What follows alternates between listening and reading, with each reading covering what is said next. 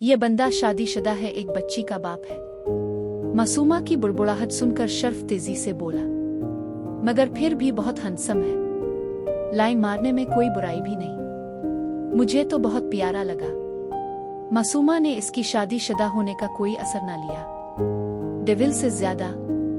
शर्फ ने पूछा, क्योंकि ऐसा पहली बार हुआ था कि कोई लड़की आरम को छोड़कर किसी दूसरे आदमी के बारे में बात करे। अरे डेविल सर के साथ वो चुड़ैल हमेशा चुपकी रहती है, उन दोनों में कुछ चल रहा है क्या? मासूमा ने पूछा। हाँ चल रहा है, 6 साल से तो एकतरफा ही चल रहा है। लुल डेविल से मोहब्बत करती है, लेकिन डेविल की नजर में इसके जज्बात की कोई अहमियत नहीं, शर्फ ने बताया। और करती तो ऐसे है जैसे डेविल सर उसके बॉयफ्रेंड हो। मासूमा को लुल कुछ खास पसंद नहीं आई थी। आरम के जाने के बाद इसने सारा घर शीशे की तरह चमकाया, एक एक चीज को रगड़ रगड़ कर साफ किया। छोटा सा घर था, फटाफट साफ हो गया। इसके बाद किचन में आई और वही अमल किचन में दोहराया। किचन में खाने पीने की हर चीज मौजूद थी, लेकिन वो जानती थी उसके शौहर का रास्ता पेट से नहीं बल्कि साफ सफाई से निकलता है। लेकिन वो इसे भूखा भी तो नहीं मार सकती थी, खाने के लिए भी कुछ ना कुछ तो बनाना ही था। बहुत सोच विचार करके इसे दाल चावल ही नजर आए के लिए जिंदगी में पहली बार कुछ हद है। मतलब अब मैं अपने शौहर बार कुछ बनाने जा रही हूँ तो किया दाल चावल बना के दाहेगी? क्या सोचेंगे वो मेरे बारे में? मुझे कुछ और बनाना नहीं आता। हाँ तो उनके सोचने से पहले ही मैं बता दूंगी कि मैं सब कुछ बना लेती हूँ, लेकिन घर में यही था तो मैंने यही बना दिया। हाँ यही ठीक है, मैं भी नापत्ता नहीं किया सोचती रहती हूँ। अपनी तमाम तर सोचों को एक तरफ रख कर वो खाना बनाने में झट गई। अभी इसने दाल चावल साफ करके ही रखे थे, जो कि पहले से ही साफ थे, कि दरवाजे की बेल बजी। हाँ ये कौन आ गया है? जो भी आया वो अरबी में बात न करता हो, इसे तो मेरी कोई बात समझ में नहीं आएगी। चुल्लू में तो फिर इशारों से समझा लूंगी, वो कैसे समझाएगा? यही सब सोचते हुए वो दरवाजे तक आई। दरवाजा खोला तो सामने 3 ख्वातीन खड़ी थी। अस्सलाम अलैकुम, हम आपके पड़ोसी हैं, ये साथ वाले फ्लैट में रहती है, एक औरत ने मीठे लहजे में कहा। ओ अलैकुम सलाम, अलिफ अंदर आए। इसे उम्मीद न कि दुबई में उर्दू में बात करने वाली कोई औरत इसे मिलेगी। बेटा आपको पहले कभी यहाँ नहीं देखा? वो लड़का जो इस फ्लैट में रहता है, इसको हम अक्सर आते जाते देखते रहते हैं। आप आज ही आई हैं क्या? दूसरी औरत ने इससे सवाल किया। नहीं आंटी, मैं कल आई थी, मैं उनकी बीवी हूँ। शादी के बाद मैं पहली बार यहाँ आई हूँ, इस ने फोन पर निकाह वाली बात गिल करके बताया। अच्छा, बहुत अच्छी बात है। बेचारा वैसे भी अकेला रहता था, अब तुम आ गई हो तो बेचारे की तन्हाई बट जाएगी। वो औरतें इसे बातों में लगा के उधर उधर की बातें बताने लगी। वर कुछ ही देर में इसे ये भी बता दिया कि बिल्डिंग के कौन कौन से घरों में नहीं जाना, कौन सी औरतें अच्छी हैं और कौन सी औरतें अच्छी नहीं। वो भी सब की बातों को ऐसे ज़हन नशीन कर रही थी जैसे वो हर किसी के घर में जाने वाली हो। बल्कि तुम ऐसा करना कि कल हम एक किट्टी पार्टी रखेंगे, इसमें हम बिल्डिंग की उन सब औरतों को बुलाएंगे जिनके साथ तुम उठ बैठ सकती हो। तुम्हारी उम्र की भी लड़कियां होंगी वहाँ। जी आंटी, मेरे शौहर आ जाए, मैं उनसे पूछ कर आऊंगी। हमारी बिल्डिंग में भी शौहर की इजाजत से आया जाया करोगी? खैर वो मना तो नहीं करेगा, लेकिन फिर भी तुम पूछ लेना, मगर आना जरूर, हम तुम्हारा इंतजार करेंगे। और थोड़ी देर मजीद बैठकर चली गई। आला अब क्या उम्मी और आपी की तरह मेरी भी सहेलियां होंगी जो घर आया करेंगी। हाय कितना मजा आएगा, क्या खाक मजा आएगा, ये सब तो मुझसे इतनी बड़ी है। हाँ लेकिन उन्होंने ये भी तो कहा कि वह मेरी उम्र की भी लड़कियां होंगी। तेज तेज प्याज काटती वो खुद ही बड़बड़ा रही थी। आज सुबह से ही आरम लैला के हाथ नहीं लगा, वो अपने काम निपटता रहा और लैला बन पानी की मछली बनी रही। इसे सारी रात ये सोचकर नींद नहीं आई कि वो दोनों एक साथ एक फ्लैट में हैं, जबकि ये बात लैला से छुपी हुई नहीं थी कि किसी किस्म लड़की आरम को अट्रैक्ट नहीं करती। लेकिन फिर भी आरम था तो मर्द। ये कैसे हो सकता है कि इतनी खूबसूरत मासूम लड़की उसके पास हो और वो बिल्कुल भी इसमें दिलचस्पी ना ले? लेकिन वो मुझसे ज्यादा खूबसूरत तो नहीं। मैं क्यों इतनी खौफजदा हो रही हो, वो भी इस लड़की के लिए जिसे सिर्फ डेविल बचाना चाहता है। शायद मैं कुछ ज्यादा ही सोच रही हूँ।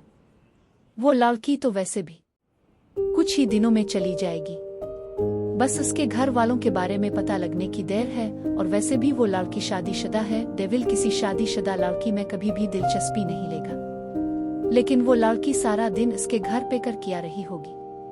वो साथ साथ तेज तेज चलती हाल के चक्कर काट रही थी और साथ साथ बड़बड़ा रही थी। चल के देख लेते हैं, शर्फ ने कहा। तुम्हारा मतलब है डेविल के घर चलते हैं? हाँ, मेरा मतलब है डेविल के घर चलते हैं। हम डेविल को कहते हैं कि आज हम चारों साथ डिनर करेंगे और साथ इस लड़की को भी ले लेते हैं। यकीन करो, डेविल का इस लड़की को भूखा मारने का कोई इरादा नहीं होगा। तुम तीनों गाड़ी में बैठो, मैं तब तक इसको लेके आता हूँ, आराम कहकर जाने लगा। लेकिन लैला भी जल्दी से गाड़ी से बाहर निकली। डेविल न जाने वो लड़की तैयार होने में कितना टाइम लगा है। मेरा ख्याल है हमें भी ऊपर ही इंतजार करना चाहिए, ऐसे गाड़ी में बैठे रहना अच्छा नहीं लगता। अपनी बात खत्म करके इसने फौरन शर्फ को इशारा किया, जो इसकी हाँ में हाँ मिलाने लगा। आरम उनकी बहस सुने बगैर ही आगे निकल गया। वो तीनों भी उसके पीछे भी आए। इसने दरवाजा खटखटाया, जो अंदर से लॉक था। रू तो जैसे इसी के इंतजार में खड़ी थी, फौरन दरवाजा खिल गया। बना पूछे, दरवाजा क्यों खोला तुमने? हमारी जगह कोई और भी हो सकता था, आइंदा एहतियात करना। आरम का लहजा जरा सख्त था।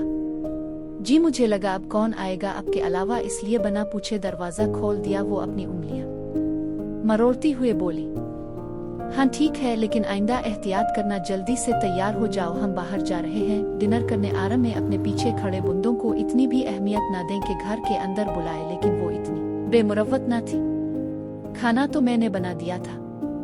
मेरा मतलब है आपने बताया नहीं था कि हम शाम में कहीं बाहर जाने वाले हैं, इसलिए मैंने खाना बना दिया।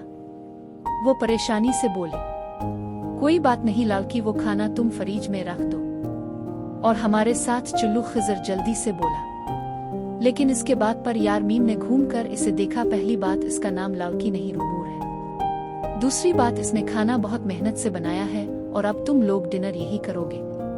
और तीसरी बात, मैं अपनी बात दोहराने का आदी नहीं हूँ। बस इतना कहकर अंदर चला गया और वो तीनों शराफत से इसके कदम के साथ कदम मिलाते अंदर आए और आकर बैठ गए। एल का तो मानो बस नहीं चल रहा था कि वो कुछ कर बैठे जब तक ये तीनों यही रहे। आरम कमरे से बाहर ना निकला, लेकिन खिजर और शर्फ ने के खाने की इतनी तारीफ की कि शायद ही कभी जिंदगी में किसी ने की हो, जबकि लैला ने अपना मुंह बंद ही रखा।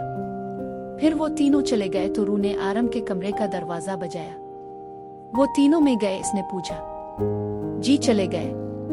अच्छा तुम खाना लगाओ, मैं आ रहा हूँ। ये बात कहने के बाद इसे याद आया था कि वो इसकी असली बीवी नहीं है। जी वो मैं यही तो बताने आई थी। उसके कमरे के अंदर आ गई। वो लैपटॉप पर काम करने में मसरूफ था। इसे एक नजर देखा। वो सुबह वाले लिबास में ही थी। क्या बताने आई थी? आरम ने इसे नजरों के हिसार में लेते हुए पूछा। वो मुझे पता नहीं था, आपके दोस्त भी खाने पर आएंगे तो जितना खाना मैंने बनाया था वो खत्म हो गया। अब हम दोनों को भूखा सोना पड़ेगा, इसने मासूमियत से कहा। दोनों को मतलब तुमने भी खाना नहीं खाया? इसने नफी में सर हिलाया। लड़की तुम क्या पागल हो? कम अज कम खुद तो खा लेती। वो दिन में मुझे लगा शायद आप वापस आएंगे, लेकिन अब नहीं आए तो मुझे भी ख्याल नहीं आया खाना खाने का, लेकिन अभी बहुत भूख लगी है। मासूमियत सी मासूमियत थी। और आप अपने दोस्त के सामने कह रहे थे कि मेरा नाम रूनूर है और खुद मुझे लड़की कह के बिला रहे हैं। इसने मजीद मुंह फुलाया। जाव तैयार हो जाओ, बाहर चलते हैं, कुछ खाते हैं। अगर बात सिर्फ इसकी अपनी होती तो वो रात बना खाए रह लेता, लेकिन ये लड़की उसके घर की मेहमान थी। आज नहीं तो कल इसे चले जाना था और सच था वो इसे भूखा नहीं मार सकता था। और दोपहर में भी इसने कुछ नहीं खाया था। अरे तैयार किया होना है, सिर्फ अबा ही तो डालना है, अभी 2 मिनट में हो जाएगा। अपने कहीं के मुताबिक वो जल्दी से दूसरे कमरे में गई और 2 मिनट में वापस आ गई। चलें? इसने दरवाजे से जरा सा जैंग कर पूछा। चलें?